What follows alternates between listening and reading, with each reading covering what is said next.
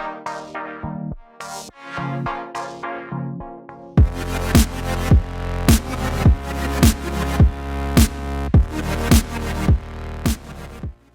the Q&A for October. And let's get into your questions, shall we?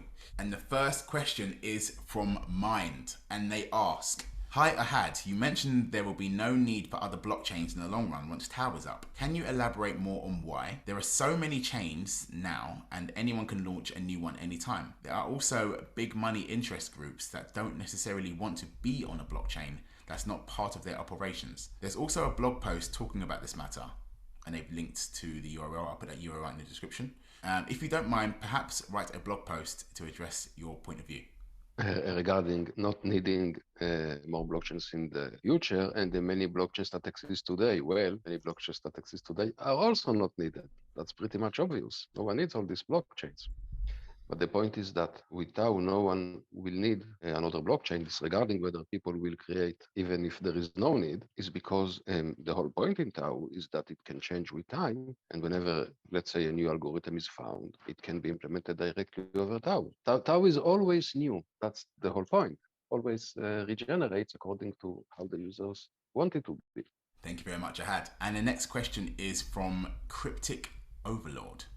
And they ask, current global financial market conditions are not favorable for many reasons and are expected to get much worse for the next months to come at minimum. This will probably further negatively affect much of the crypto space. Are the financial affairs, financial backing of the project, which are used for the ongoing operations, etc., solid looking forward in light of such conditions? Could there be a scenario in which funding will be critically lacking and the project placed in existential risk? And the second question they ask is, are there any tangible plans in regards to the future public coin sale? Will any possible VC deals change the allocation for such public sale? We invest a lot of efforts to not reach such a bad situation. And indeed, virtually all startups who try to raise investment manage to do so, quite disregarding how good they are. So there is no reason that we shouldn't. I don't think we will reach a situation of existential risk. Maybe we will need to adjust to temporary difficult times, but it's not going to be existential risk to the project. All right, thank you very much, Ahad. And the next question is from Sharp. And the first question they say is proof of execution Tau's consensus mechanism, or is it a separate mechanism for computation? So proof of execution is part of Tau's blockchain operation, but it's not itself the consensus mechanism. The proof of execution is designed to scale the computational power of the blockchain and by avoiding duplication of effort, basically. So each node can execute any code and then have a proof that they did the correct job executing the code. That way it avoids other nodes from executing the same thing, which is what happens currently on all other blockchains. So in conclusion, proof of execution is a scalability feature. It's not the consensus mechanism. And just to follow up to that, is this something that can only be applied to Tau, or can Ethereum adopt it as well? Oh yeah, that's a good question. For sure, such a mechanism could be adopted by any other blockchain to bring it the same benefits of scalability, yes. All right, and I guess you've answered this already, but what is the initial incentive structure like for proof of execution? Well, the incentive is that we will have what we call a DHT computational network, and then nodes that have excess computational power can offer that computational power to other nodes and will be paid for their execution, for executing code. I will add to the second question that regarding whether other blockchains can adapt it. Well, the algorithm itself is not new, it's quite old, but there is a reason why no one did it, and this is because it requires the computation to take a very specific form, and that's big difficulty to bring computations in general to this form. However, in TML, we already have it in this form, and that's why we can readily use this famous algorithm. So that's why you don't see it everywhere, because there is this bottleneck which we solve. All right, fantastic. Thank you so much, Karim and Ahad. And the next question is again from Cryptic Overlord, and they've got 3 questions. And they say, according to the how we test criteria, do you believe Tau could be deemed an investment contract or unregulated security by an entity such as the SEC? Which work is being done currently from the side of the project to satisfy current and future regulatory requirements? And after the Agoras Live product is released, estimated for Q1 2023. Which product is expected to be released next? And do you have any reasonable time estimates for this release? Yes, regarding the first question, I don't know. We speak with lawyers and they also don't know for sure. They know that up until the end of 2017, it was quite clear that it is okay, but after updated guidelines, then we just don't know. But anyway, we didn't sell tokens when things changed. To be careful, we now don't deal with US token buyers at all. And for the second question, what is done? Well, the company is a Liechtenstein company, and we submitted a legal opinion to the Liechtenstein Financial Market Authority, claiming that we don't fall under any regulation. And the Financial Market Authority agreed and approved that indeed we are unregulated and we are all fine. Just to add to that, we've also done that for Asia as well, and we've received the exact same designation. All right, yeah, third question. I think this one's for you, Karim. All right, yeah. So after the Agoras Live release, which should be for Q1 2023, we're thinking of releasing two components of our core technology. One is the parsing library, and the other one is the binary decision diagram library. And both of those should happen even simultaneously with the Agoras Live release. Brilliant. Thanks so much, Karim. And the next question is from Finite Infinity. And they ask, can we expect to see Tau presented in a meaningful high exposure event or conference in the foreseeable future? And B, can we receive an updated roadmap, realistic time estimates for the fundamental future development releases? Well, for part A, absolutely. We intend to have a much more physical presence when it comes to attending events and conferences, especially as we come towards product releases such as Agoras Live and TML, in which we have something to actually present in a more tangible way. Then we'll 100% be at much more events and conferences that we have been in the past, which is not really so much. I know I did some at the beginning of the project, but as we have something much more substantial, then in terms of the release times and releases, we'll certainly be at much more conferences. And regarding the roadmap and timeline for releases, we are updating the website, and that will include a schedule for the upcoming releases that we have coming up. And the next question is from Bill Press, and they ask, have you found a blockchain engineer for Tau? No, we didn't find, so we decided to start working on it ourselves. All right, thanks, Ahad. And the next question is from Clinton D, and they ask, how can users bring formalized knowledge into the Tau platform? The main way is very similar to what's happening in social networks, where we have posts and comments and so on. When people do so in machine comprehensible language, then they actually formalize knowledge. So people actually post and have discussion and so on. And formalization of knowledge is a byproduct of this activity. All right, thank you very much, Ahad. And the next question is from King Edward, and they ask, are there other ways of bringing formalized knowledge to Tau other than actively participating in the discussion? So in continuation to the previous answer, it is like asking, is there a way to express opinion in social networks without participating in discussion? Well, yes, you just post it. And same here, you have formalized knowledge. You just put it in. Brilliant. And the next question is from Kathy Lang, and they ask, what are the incentives people will get in participating in discussions? Well, for one thing, it is already an empirical fact that people don't need incentive. The discussion itself is the incentive. It's just a fact that people participate in discussions online all the time. So for incentives more than that, you can think about the knowledge economy aspect of Tau, where people get paid to participate in discussion and contribute their point of view. For example, the example we give all the time of a law company that automatically participate in the discussion of some company and comments on the legal aspects of their corporate discussion. And this all for payment. Thanks, Ahad. And on the non-payment side, you also have the ability to ascertain who agrees and disagrees with you in a large-scale discussion. So being able to actually have a large-scale discussion is something that's never been done before and is one of the goals of Tau. So that capability is also what we would look at as huge benefit to anyone actually participating in a discussion on Tau. The next question is from Albert Einstein, and they ask, the more complex the smart contracts is made by way of large-scale discussion, the more computational resources it needs to run on a blockchain. Is that correct? Yes, but it is about complexity, which is not very much human complexity, a different dimension of complexity, which is not very natural for us. Sometimes things that can look very, very complex to us as people can have very low computational complexity. All right, fantastic. Thank you so much, Ad. And the next question is from Tuskers, and they ask, what kind of smart contracts can be made on Tau compared to what we have right now?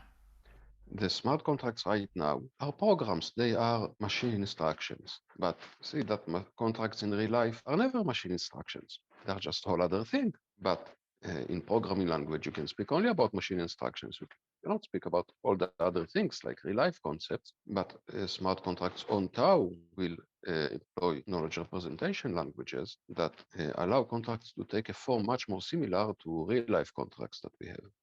Fantastic. Thanks so much. And the next question is from Jill, and they ask, what are software specification languages and what will they do for Tau?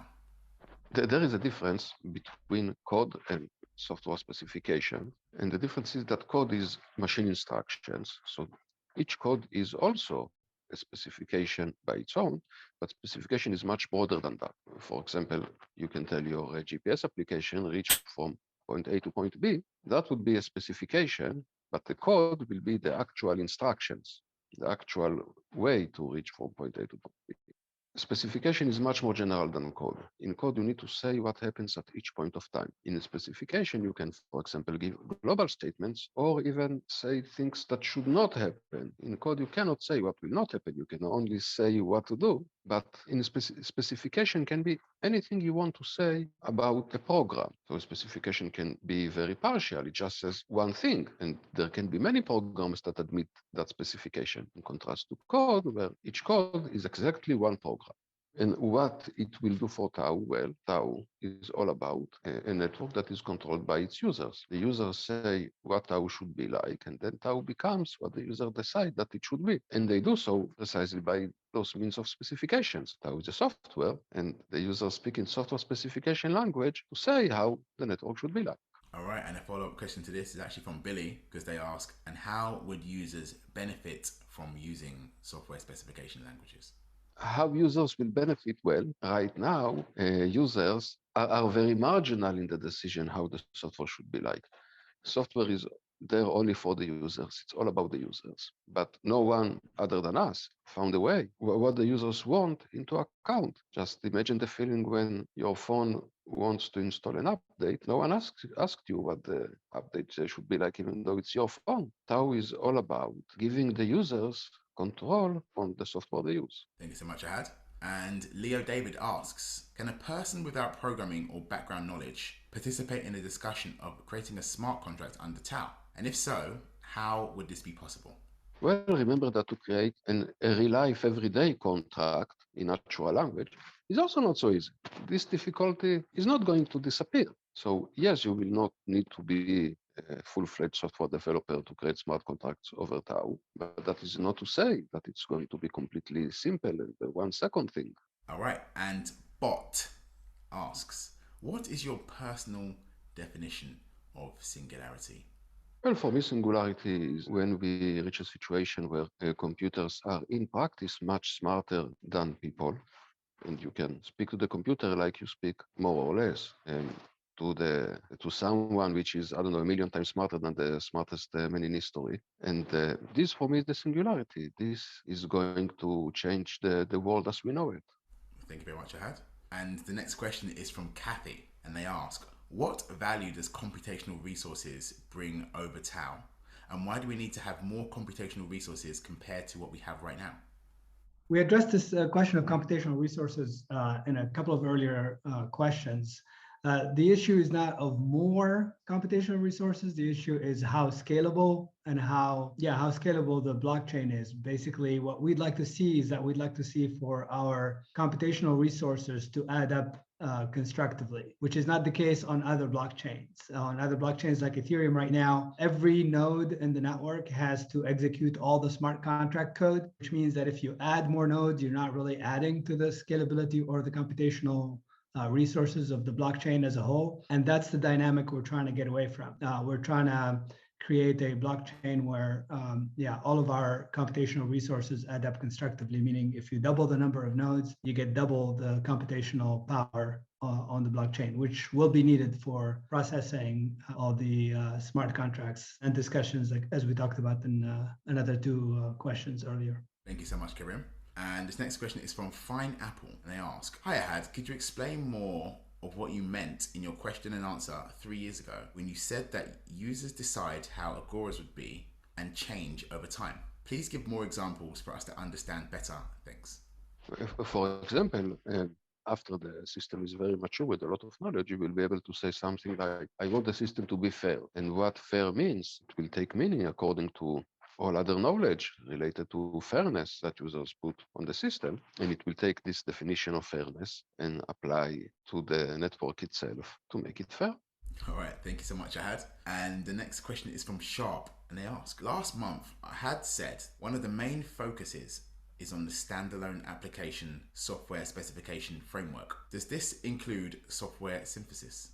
Well, you could look at it as synthesis or not. The main point is that the specification in our case is executable as for itself. It's not executable in the sense that it is written in machine language, but just like Java or Python, there will be an interpreter that can run a specification. The specification is already a synthesized software. All right, thanks, Ahad. And the next question is from Sir Andrew. "Why does Agoras token need to evolve over time? Can you give us an example? As far as I know, no one has any idea about this, since no one in crypto or even in tech industry has dared do such a thing. And only Tau project proposes to implement it. Thanks." It is needed because reality always changes. It's unreasonable to expect that a fixed network will be suitable for all realities that always change. A real-life example is monetary policy. Central banks always change monetary policy according to the existing economic condition on those points of time. So, of course, a coin needs to be able to adapt itself to an ever-changing reality. All right, thanks so much, Ahad. And the next question is from Christian Inemo, and they ask, "Should we reveal our true identity to participate in the alpha discussion? How about the knowledge economy on the Agoras Live platform? Or can we use anonymous identities?" Yes, so the issue of identity is very important to us, and we've been working on it all this time. Actually, I haven't been talking about it, but essentially, yes, we want to allow people to be anonymous and still participate in discussions anonymously. But at the same time, we want to provide certain guarantees that maintain the quality of the discussion. For example, if you have a small survey and you ask how many people are in favor of this or that, then we have the ability to verify the identity, but without revealing the true identity. Basically, you could do things like count the number of votes without revealing the true identity of anybody. So so all of these problems we've been working on in the background, all of this, and we have various intellectual property applications to protect all of that. All right, fantastic. Thank you so much, Karim. And the next question is from Sir Andrew. "Greetings, Andre and team. I would like to suggest to add this feature in Agoras Live platform. Please disregard if it's already implemented, to allow other cryptocurrencies such as Bitcoin and Ethereum and other altcoins to deposit on Agoras Live, and then they would need to be able to convert their coins into Agoras tokens. It would make it easier for people to get Agoras tokens so they can straightforwardly use the platform and exchange their knowledge. What do you think?" That's fairly easy. We don't have a special separate Agoras Live wallet. We built Agoras Live to be fully compatible with most common wallets like MetaMask or any other wallet through Wallet Connect or Fortmatic wallet. So you use your usual wallet with your usual coins and can convert back and forth as you like. All right. And the next question is from KW. And they ask, "Has the team already charted a path towards a use case where people can use the technology to make money as soon as the chain is up? For example, it's easy for anyone to launch and sell their NFTs on Ethereum already. The same goes for being a liquidity provider on DeFi protocols. Do we have to slowly build up the knowledge base on Tau before even having the opportunity to do so?